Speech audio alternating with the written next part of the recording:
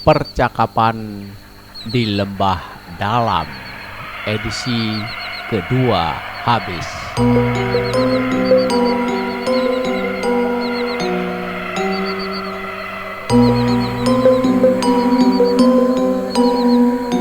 Pada episode lalu dikisahkan, Raja Negeri Blang-Blang Raden Tubagus sudah memutuskan untuk membayar gaji kontrakan berkat bisikan permaisuri tercinta. Kita tinggalkan Raja Negeri bersama permaisuri dan kita tengok rakyat di desa Nurraini. Desa yang mengutamakan nurani ini kebanyakan penduduknya tergolong miskin. Setiap hari rakyat desa Nurraini berpikir, apa yang bisa saya makan hari ini? Berbeda dengan warga desa yang lain, siapa yang saya makan hari ini? Hehehe.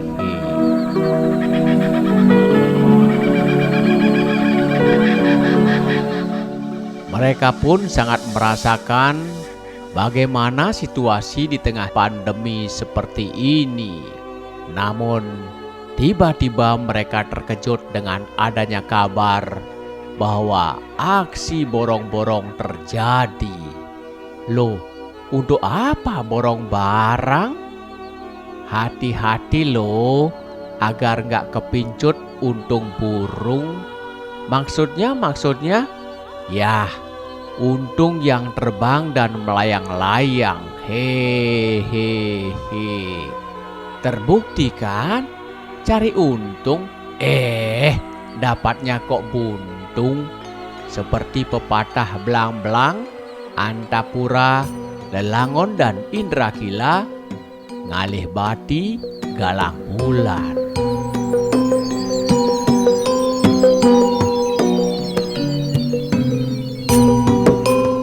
Lalu, para tokoh rakyat desa Nurraini memutuskan melakukan lelaku pada sebuah lokasi. Tempat yang mereka pilih adalah sebuah lembah curam dengan tumbuhan sangat lebat dan cuaca sangat dingin. Konon para petualang judi sering lunas nomor jitu di tempat ini. Tapi entah mereka kena atau justru dikenai, gak pernah ada kabar.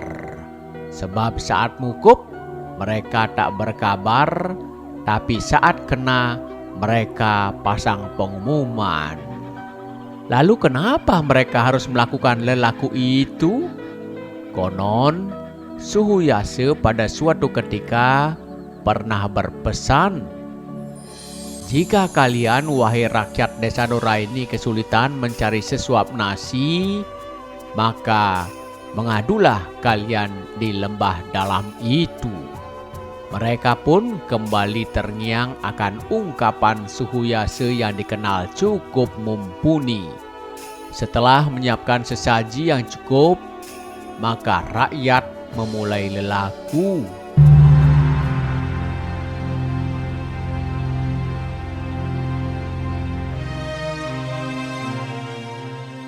Ada yang mengambil tempat di atas batu. Ada juga yang mengambil tempat di atas rerumputan. Bahkan tidak sedikit mereka mengambil tempat tepat di tengah curahan air terjun di lembah dalam. Lantunan kidung pun sayup-sayup terdengar di antara mereka. Diceritakan kini, rakyat desa Nurraini mengadukan nasibnya kepada penghuni lembah dalam. Atuh taye, kenapa terjadi goncangan dunia seperti saat ini? Rakyat nggak dikasih keluar rumah. Beras yang semestinya sudah terdistribusi, kok malah disoroti dan pergi? Kami harus bertopeng ke sana kemari, bahkan bersalaman pun kami dilarang. Kenapa atuh taye? Apa salah kami atuh taye? Setelah mengucapkan pertanyaan itu, tiba-tiba sebuah bongkahan batu terbelah dan muncul sosok makhluk yang tinggi besar tanpa bentuk yang jelas. Ia terbang mengelilingi rakyat di desa Nuraini yang menggelar lelaku di lembah dalam. Makin lama, makhluk itu makin meninggi dan akhirnya menghilang. Rakyat di desa Nuraini pun bertanya-tanya, apa gerangan yang ada di lembah dalam itu? Aktivitas serupa dilakukan pada malam berikutnya. Pada suatu malam, rakyat kembali menggelar lelaku dan mengaturkan sesajen secukupnya. Rakyat pun kembali bertanya kepada penghuni lembah dalam itu. Atu Taye, sampai kapan kondisi ini akan terjadi, Atu Taye? Apakah kami harus mati? Tak berselang lama, muncul sesosok makhluk menyerupai burung dari dalam tanah. Burung itu pun terbang, lalu menghilang. Misteri itu membuat rakyat desa Nuraini penasaran, hingga salah seorang tokohnya berdiri dan menantang sang penghuni untuk menunjukkan diri apa gerangan yang menjadikan kondisi seperti ini.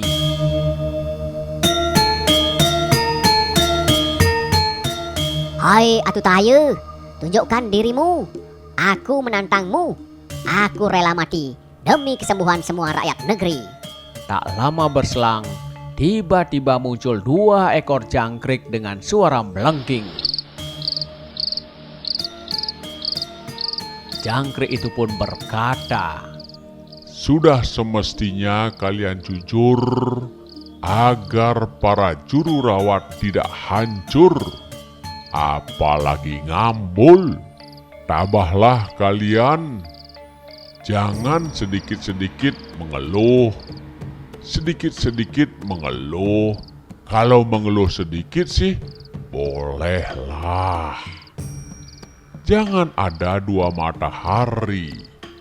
Kalau ingin menyinari, jadilah baterai senter. Menyentuh langsung ke sasaran." Tolonglah Atu Taye, cabut dah nyawaku. Untuk apa aku hidup kalau makan saja aku susah? Enak aja. Dulu engkau sebelum turun ke bumi mesesangi agar bisa lahir. Ini setelah lahir engkau minta kembali. Enak aja loh nyuruh-nyuruh. Coba merenung dululah. Apa yang telah engkau lakukan selama ini? Apakah engkau sudah mematuhi larangan guru WCC untuk tidak keluar rumah? Untuk memakai topeng? Untuk mencuci tangan? Atau untuk menjaga jarak? Apakah engkau sudah jujur kepada para pelayan di rumah sakit? Kalau itu sudah engkau ikuti, maka aku pun akan mencabut masa ini. Kini aku tanya, kenapa di antara kalian kok semua mengaku miskin? Kini aku akan turunkan ratusan paket sembako. Akan kutempatkan di depan lembah dalam. Kalau yang benar-benar tidak mampu, silahkan ambil. Tapi jangan coba-coba bagi mereka yang mampu. Akan kupelototi hingga ke ujung dunia. Barang siapa yang mau berbagi, akan kulimpahkan rejeki kepadanya 10 kali lipat. Ternyata benar adanya. Simsalabim abrakadabra.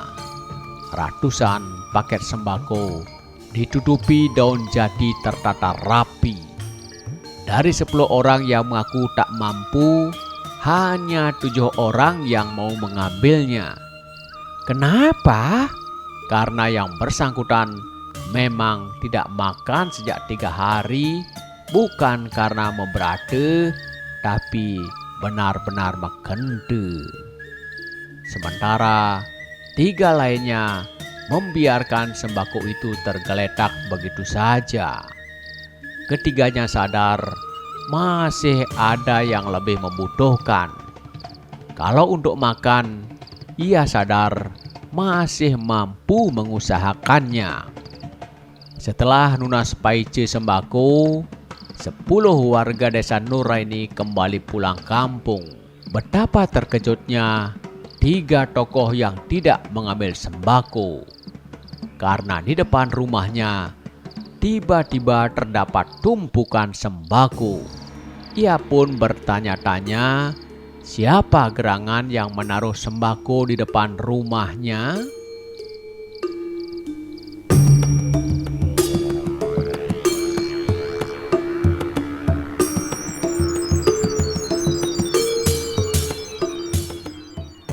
Tiga tokoh ini gak berani menyentuh, apalagi memindahkannya.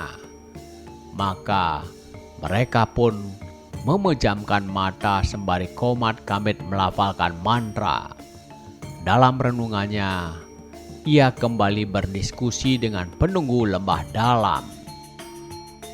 Wahai penghuni lembah dalam, siapa gerangan yang menempatkan tumpukan sembako itu di rumahku?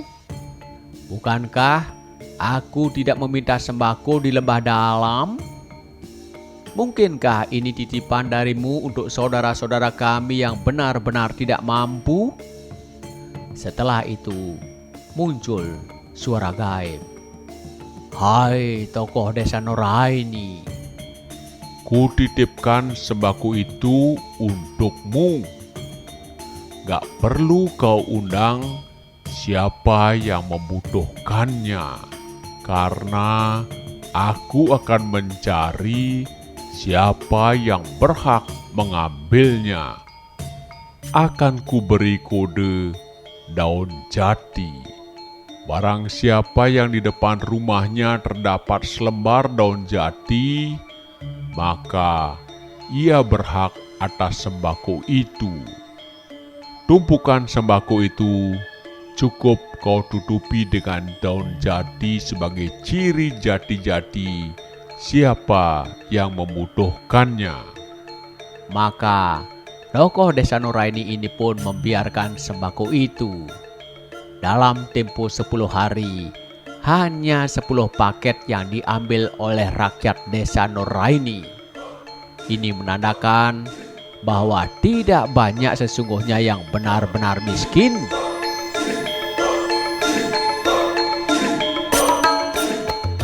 Maka begitulah ketulusan dan ketabahan dituntut dalam situasi pandemi ini. Tak perlu menuntut, tak perlu ngaku-ngaku miskin, tak perlu lebihan munyi, apalagi mencaci. Berpikirlah positif agar energi segera bangkit. Mari bergotong royong, yang mampu yuk kita bantu. Gak perlu lapor sana lapor sini kalau mau bantu agar rezeki tak terkunci.